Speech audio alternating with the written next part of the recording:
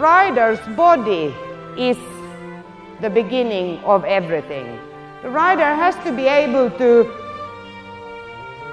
move the different parts where they want it to be. And I always start, when I correct the rider's seat, from the middle part of the rider, because that is the part that always influences the horses. If the rider is sitting crookedly, for instance, hanging over to the right side, he will always ask the horse to go to the right, because the horse doesn't want to be unbalanced.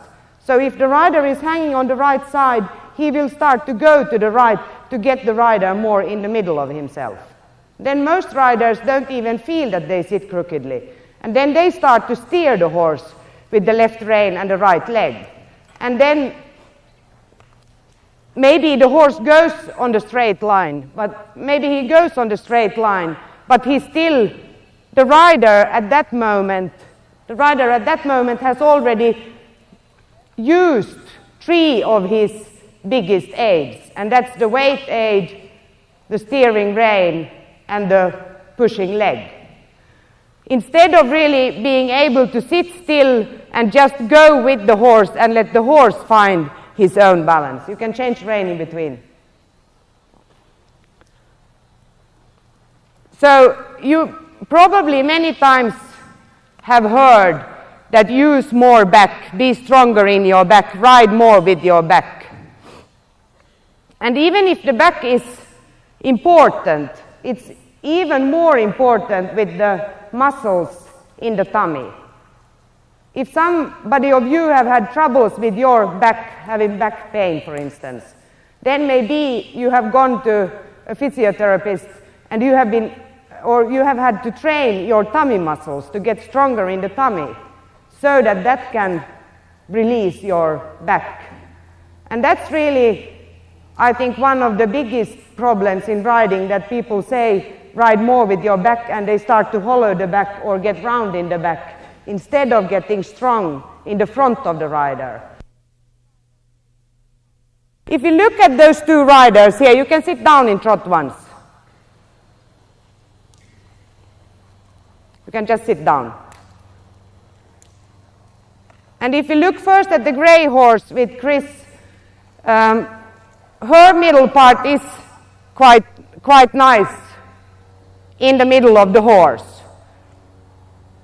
Her leg position is also quite nice. When we are talking dressage, we are talking about the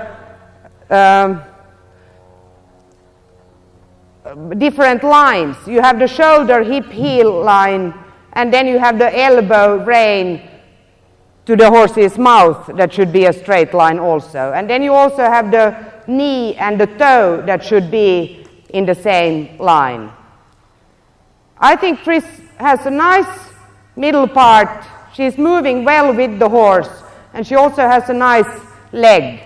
What we are going to work with Chris on is a little bit her upper body. She gets a bit stiff in her elbows, they get a bit drawn up, and she has like her center of gravity a little bit too much up. Then if we look at Jennifer, she is a bit weaker still in her seat. That's also comes with age and comes with more riding training. If you train in the right way, then you will get stronger. And stronger, I don't mean that you can squeeze harder or pull harder. We have a connection problem. Or pull harder. It's just that you have to be more steady in the body. Otherwise, it sits quite well in the middle of the horse.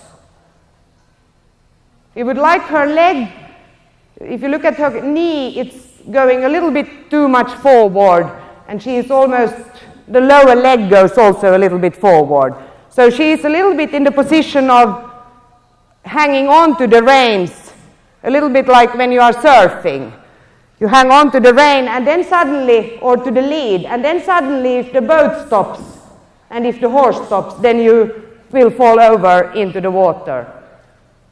You can say that the seat and position is absolutely the basic for everything. And unfortunately in riding we haven't been good enough to explain that, and to explain that to the riders and to the kids in the riding school, and maybe also to the riding teachers. But we really want to make the riders sit as well as possible.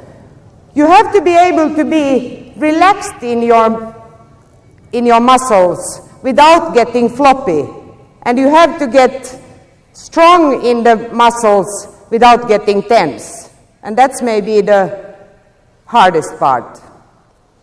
If you go back to Jennifer, I said that her middle part, I would start with her to get her tummy a bit stronger.